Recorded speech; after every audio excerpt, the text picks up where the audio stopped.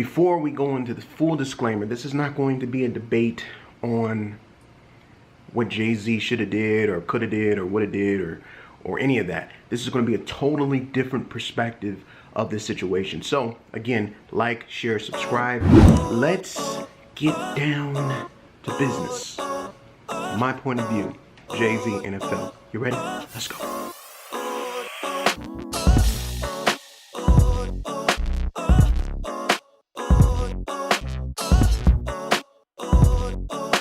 Hey guys, welcome to Shaun Show. I am Shaun. Again, like I said, this Jay-Z situation. Now, I'm going to approach this in a totally different light compared to how everybody else is approaching it. I want to give you guys a scenario, right? When I give you this scenario, I want you guys to comment down below and let me know what you think about it in terms of how you would feel, all right? So, this is the scenario, right? Just imagine you were in a relationship and the relationship that you were in ended horribly, ended bad. The woman that you were with treats you bad, says things to you horribly, is just not a nice person overall, just a bad person. You guys just don't vibe. You argue all the time. It's a difference of opinion. I mean, you're just in a living hell. And you leave that relationship. You're gone from that relationship. You have nothing to do with that relationship anymore, any longer. You are now single. Now, you sue the ex-girlfriend. You sue the ex-girlfriend because she has some stuff of yours that you don't want to necessarily let her have, and you sue her. And you tell your friends about it, and your friends support you, say, yeah, you know what, you should 120% get all of your stuff back. Everything that she took from you, you need to get it back. They support you. You win that lawsuit. You get that lawsuit, you get your stuff back. But sadly, even though you two may want to work it out, you two may never work it out. And your friends, this is a beautiful woman, so your friends, you know, they think about dating her, but obviously they're not going to date her because of what they did to you, the bro code and all these other situations, right? That makes perfect sense. I don't know what's going on with my shirt today. It makes perfect sense. It looks very loose. That makes perfect sense. Now just imagine that same friend that supported you this entire time period went back to that same woman, that same chick, that same girl, that same person that she absolutely positively loved and adored and spoke about every single day, went back to that same woman that you just absolutely was head over heels and started a relationship with. And not only that, but they get married. Not only that, but they have a baby. All this stuff happens. How would you feel?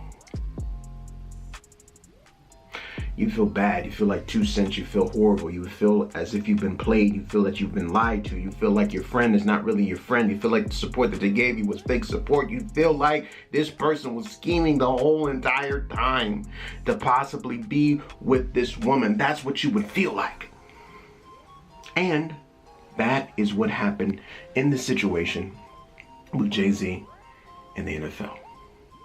Jay-Z gave the support to Colin Kaepernick as if he was 100% behind Colin Kaepernick and his particular stance. Colin Kaepernick's stance was, I kneeled on the football field to bring awareness to social injustice that's being done to African American men around the world. I used my job and used myself to bring awareness to the game, to the sport of professional football. That's what I did. I used that platform. And Jay-Z, he applauded them. He even made a line. He said that the NFL, I don't need the NFL, or no, I don't need the Super Bowl needs me. That's what he said. That's what Jay-Z said. And now, Jay-Z, the person that's been, you know, standing behind Colin Kaepernick and standing behind what it is that he's saying and standing behind what it is that he's doing, now Jay-Z decides to say this.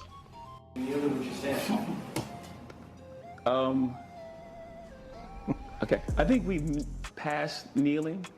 Yeah, I think it's time to go into actionable items. I think everyone knows what the issue is, and we're done with that. Everyone knows what you know what the issue is? You know why we were kneeling? Okay, do you know the issue? Yeah, do you know the issue? Yes? We all know the issue now. Okay, next. Where we moving on next? And I'm not, again, so to be clear for the room, I'm not minimizing that part of it because that has to happen. That's a necessary part of the process. But now we all know what's going on. What are we going to do?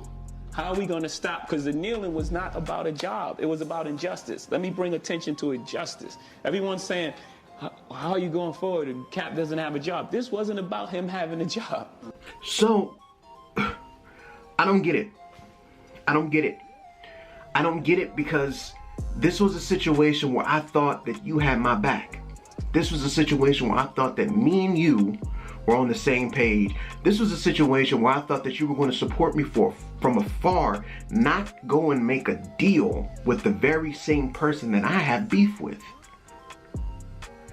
I question this whole thing with Jay-Z not because he's quote unquote Jay-Z. I question this thing based off of the fact of loyalty. Where was your loyalty to this man? Based off of loyalty alone, based off of you wearing his jersey, based off of you putting his pictures up in your concerts, based off of you mentioning him in your raps, based off of you even doing, and this is the real cold part about this, you can look this up. Last year, the Super Bowl was in Atlanta. And all of the artists in Atlanta wanted to be a part of it. Jay-Z gave a personal call to Jermaine Dupri and told Jermaine Dupri, listen, man, do not do the Super Bowl. That's what he told him. They asked him.